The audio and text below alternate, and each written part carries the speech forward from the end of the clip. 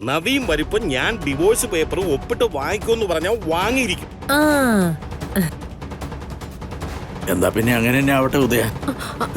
അയ്യോ നന്ദേട്ടാ, നവീനുമായിട്ടൊന്ന് ആലോചിക്കുക പോലും ചെയ്യാതെ നന്ദേട്ടൻ എന്തൊക്കെയാ തീരുമാനിക്കുന്നത്? ഇതാണ് ഈ സുഭദ്രയുടെ ഒരു കുഴപ്പം.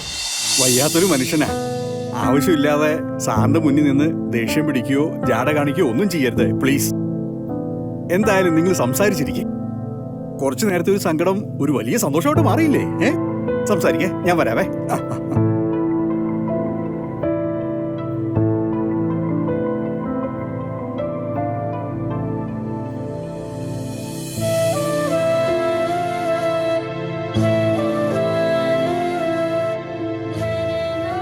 ചില നേരത്തെ പ്രവൃത്തികൾ ആലോചിക്കുമ്പോൾ വല്ലാത്ത ദേഷ്യം തോന്നിയിട്ടുണ്ട്.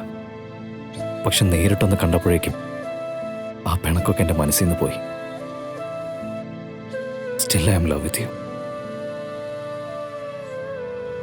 എൻ്റെ എല്ലാ സ്നേഹവും എനിക്ക് തൻ്റെ അടുത്ത് തന്നെയാണ്. ചിലരുടെ ഭാഗത്തുനിന്ന് തന്നെ വേദനിപ്പിക്കുന്ന ചില തീരുമാനങ്ങൾ ഉണ്ടായിട്ടുണ്ട്. അതെനിക്കറിയാം. ഇനി അതൊരിക്കലും ഉണ്ടാവാൻ പാടില്ല. നമുക്ക് വീട്ടിലേക്ക് പോ. അല്ല, ഇവിടുന്ന് രോഹിക്കലേ ഇറങ്ങാൻ വയ്യാത്തുള്ളൂ. എനിക്കിപ്പോ കുഴപ്പമൊന്നുമില്ലല്ലോ. നമുക്ക് പോവാം. മാണിക്കുഞ്ഞ് തന്നെ കാണിച്ച് എന്നെ ഞെട്ടിച്ച പോലെ ഞാൻ തന്നെ കാണിച്ച് അവരെ ഒന്ന് ഞെട്ടിക്കട്ടെ. ഇന്ന് നമുക്ക് പോയാലോ?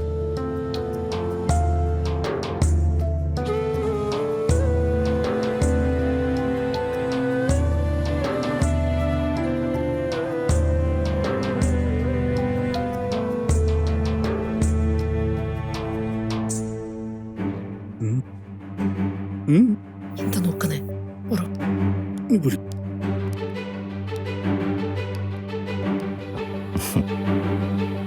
അച്ഛാ, എനിക്കൊരു അപകടം വന്നപ്പോൾ എന്നെ രക്ഷിക്കാൻ ഓടിയെത്തിയത് ഗാഥെ. അതിൻ്റെ അർത്ഥം ഞങ്ങൾക്ക് തമ്മിൽ ഒരിക്കലും പിരിയാൻ പറ്റില്ല എന്നല്ലേ? ഞാനും ഗാഥയും തമ്മിൽ ഇനി ഒരു പ്രശ്നമില്ല. ഇനി അച്ഛൻ എൻ്റെ അടുത്ത് ഗാഥയെ പിരിക്കുന്ന കാര്യം പറയരുത്. ഗാഥ ഇനി എന്നും എൻ്റെ കൂടെ ഉണ്ടാവും. മാണിക്കുഞ്ഞ, പെട്ടെന്ന് ഡോക്ടറെ അടുത്ത് പോയിട്ട് ഡിസ്ചാർജിന്റെ കാര്യങ്ങൾ റെഡിയാക്കാൻ പറ. ശരി സാർ. പോവാന്ന് ഡോക്ടർ പറഞ്ഞിരുന്ന. ശരി. അയ്യോ, അപ്പൊ എല്ലാരും കളരിക്കലേക്ക് തന്നെയാണോ പോകുന്നേ? അല്ല, ഞാനിപ്പോ പോയാൽ ശരിയാവില്ല. എന്താ ശരിയാവാത്തത്? ഒരു കാരണവശാലും താൻ എക്സ്ക്യൂസ് ഒന്നും പറയണ്ട. നമ്മൾ ഒരുമിച്ച് തന്നെയാണ് കളരിക്കലേക്ക് പോകുന്നത്. അത് ഓക്കെ സാർ. പക്ഷേ ഈ മോളുകുട്ടിയുടെ ഓട്ടോയില് ഗാഥമോടെ എങ്ങനെയാ വന്നതെന്ന് ഞാൻ കുറെ നേരമായിട്ട് ആലോചിച്ചോണ്ടിരിക്കുകയായിരുന്നു. ഒരു ഉത്തരവും കിട്ടുന്നില്ലെന്നേ. അയ്യോ മാണിക്കുഞ്ഞ്, അത് വിട്. ഗാഥ മാഡം കാറിൽ തന്നെയാ വന്നുകൊണ്ടിരുന്നത്. ഇടയ്ക്ക് വെച്ച് വണ്ടി കേടായപ്പോ എന്റെ ഓട്ടോയിൽ വന്ന് കേറി. ഓ, അതിപ്പോ ഇത്ര വലിയ കുഴപ്പാക്കാനുള്ള കാര്യം വല്ലതുണ്ടോ? എന്നാലും അതിലൊരു കണക്കുണ്ടല്ലോ, അതൊന്നും ശരിയാവുന്നില്ലെന്നേ. ഇല്ല ഇല്ല. എടോ, താനിപ്പോ ഇത് കണക്കൂട്ട് റെഡിയാക്കിട്ട് വരുന്നുള്ളോ? എടോ, താൻ പോയി പറഞ്ഞ കാര്യം ചെയ്യേ. ശരി സാർ.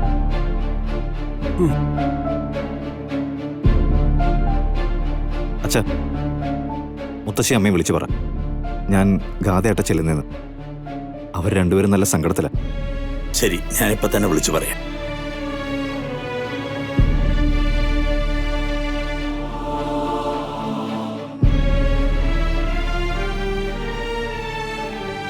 ഞാനേ ഒരു കോൾ ചെയ്തിട്ട് വരാം.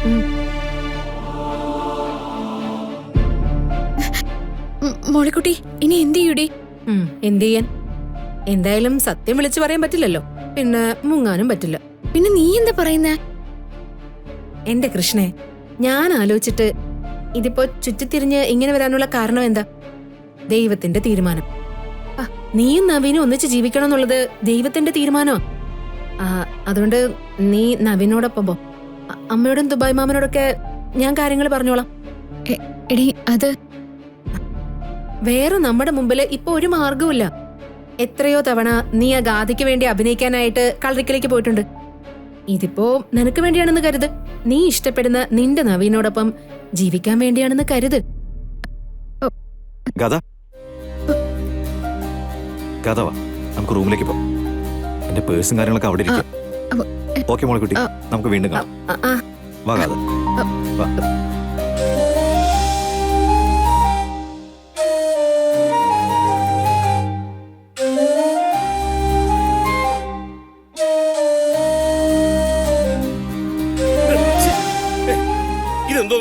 നിർമ്മല, അളി ഇങ്ങോട്ട് വരുമെന്ന് പറഞ്ഞിട്ട് സമയം എത്രയായി?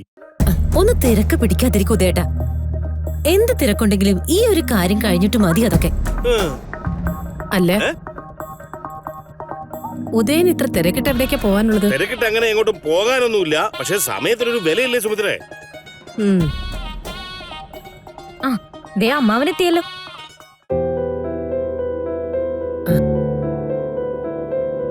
ഇവരൊക്കെ നന്ദേട്ടനെ കാത്തിരിക്കുകയായിരുന്നു. എന്താ കാര്യം? അളിയ, കാര്യം ഞാൻ പറയാം. കുറച്ച് ദിവസങ്ങളായിട്ട് ഒരു വലിയ പ്രശ്നം നമ്മുടെ കുടുംബത്തിനകത്ത് ഇങ്ങനെ നീറി പുകഞ്ഞു നിപ്പുണ്ടല്ലോ. ആ ഇനി അതിനെ അങ്ങനെ മുന്നോട്ട് വിടാൻ പാടില്ലെന്നാ ഞങ്ങളുടെ ഒരു തീരുമാനം. ഞങ്ങളുടെ എന്ന് പറഞ്ഞാ ഞാനും നിർമ്മലെ. എനിക്ക് മനസ്സിലായില്ല. ആ ഏട്ടാ, ഡിവോഴ്സ് പേപ്പറിൽ ഒപ്പിടാൻ വേണ്ടി നവീനോട് പറയാവുന്നിടത്തോളം ചേട്ടൻ പറഞ്ഞില്ലേ? നവീൻ അത് കേട്ടോ? അവന്റെ ജീവിതം വെച്ച് കളിക്കാൻ നമുക്ക് പറ്റില്ല. ആ അമ്മാവനായ എനിക്ക് അതിൽ ചില ഉത്തരവാദിത്തങ്ങളൊക്കെ ഉണ്ട്. ഇനിയിപ്പൊ അവൻ ചെയ്യില്ല എന്ന് പറഞ്ഞാലും നിർബന്ധപൂർവ്വം ചെയ്യിപ്പിക്കാൻ എനിക്കറിയാം. ആ അപ്പൊ വീണ്ടും കുഴയ്ക്കുന്ന ഒരു പ്രശ്നമുണ്ട്. ഡിവോഴ്സ് കഴിഞ്ഞാൽ നവീന്റെ ഭാവി എന്താവും? ഒന്നാമത് രണ്ടാം കെട്ട്. പിന്നെ നാട്ടുകാർക്ക് മുഴുവൻ കളരിക്കലെ നാഗശാപം കൊണ്ടാണ് ഈ പ്രശ്നങ്ങൾ അത്രയും ഉണ്ടായതെന്ന് എല്ലാവർക്കും അറിയാം. അപ്പോ ഈ കുടുംബത്തിലേക്ക് ഇനി ഒരു പെണ്ണിനെ കല്യാണം കഴിച്ചു വിടാൻ ആര് ധൈര്യപ്പെടും? അത് മാത്രമല്ല, ഡിവോഴ്സ് കഴിഞ്ഞ് ഇവിടെ നിറങ്ങുന്ന സിതാരയും മോളും അവരുടെ ഭാഗം ന്യായീകരിക്കില്ലേ? അവര് വെറുതെ ഇരിക്കില്ല. കളരിക്കൽ കുടുംബത്തിലെ നാഗദൈവങ്ങളെ കൊണ്ടുള്ള പ്രശ്നമാണ് അവർ ഈ ബന്ധം അവസാനിപ്പിക്കാൻ കാരണമെന്ന് സിതാരയും മോളും വിളിച്ചു പറയും. ഉറപ്പായിട്ടും പറയും.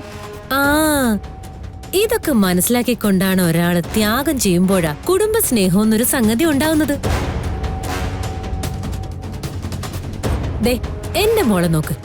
അവൾക്ക് ഏത് നിലയിലുള്ള ആളെ വേണമെങ്കിലും ആഗ്രഹിച്ചൂടെ? അല്ലേ ഏട്ടാ? പക്ഷേ നവീന്റെ ഡിവോഴ്സ് കഴിഞ്ഞാ പിന്നെ നവീൻ ഒറ്റപ്പെട്ടു പോകാൻ പാടില്ലല്ലോ. നവീൻ നിന്നെയായിരിക്കും വിവാഹം കഴിക്കുന്നെന്നും പറഞ്ഞ് തയ്യാറാക്കി നിർത്തിയിരിക്കുക. അറിയോ ഏട്ടന്? അളിയ, ഞങ്ങളൊക്കെ ഈ കളരിക്കലെ ഉപ്പും ചോറും അല്ലേ അളിയ തിന്നുന്നത്. അപ്പൊ ഞങ്ങളൊരു ത്യാഗം ചെയ്യുമ്പോ അത് ഈ കുടുംബത്തിന് തന്നെ വേണ്ടി ആവണ്ടേ? ഇനിയിപ്പൊ അളിയ ഇങ്ങോട്ടൊന്നും പറയണ്ട. നവീൻ വരുമ്പോ ഞാൻ ഡിവോഴ്സ് പേപ്പർ ഒപ്പിട്ട് വാങ്ങിക്കുമെന്ന് പറഞ്ഞാൽ വാങ്ങിയിരിക്കും. ആ എന്താ പിന്നെ അങ്ങനെ തന്നെ ആവട്ടെ ഉദയ. അയ്യോ നന്ദേട്ടാ, നവീനുമായിട്ടൊന്ന് ആലോചിക്കുക പോലും ചെയ്യാതെ നന്ദേട്ടൻ എന്തൊക്കെയാ തീരുമാനിക്കുന്നത്? ഇതാണ് ഈ സുമിത്രയുടെ ഒരു കുഴപ്പം. അളിയനെ അമ്മയും കൊണ്ടൊരു കാര്യം സമ്മതിപ്പിക്കാൻ എത്ര പാടാണെന്നറിയാം.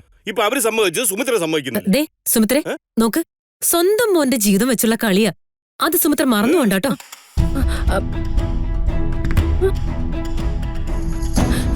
നന്ദേട്ടാ,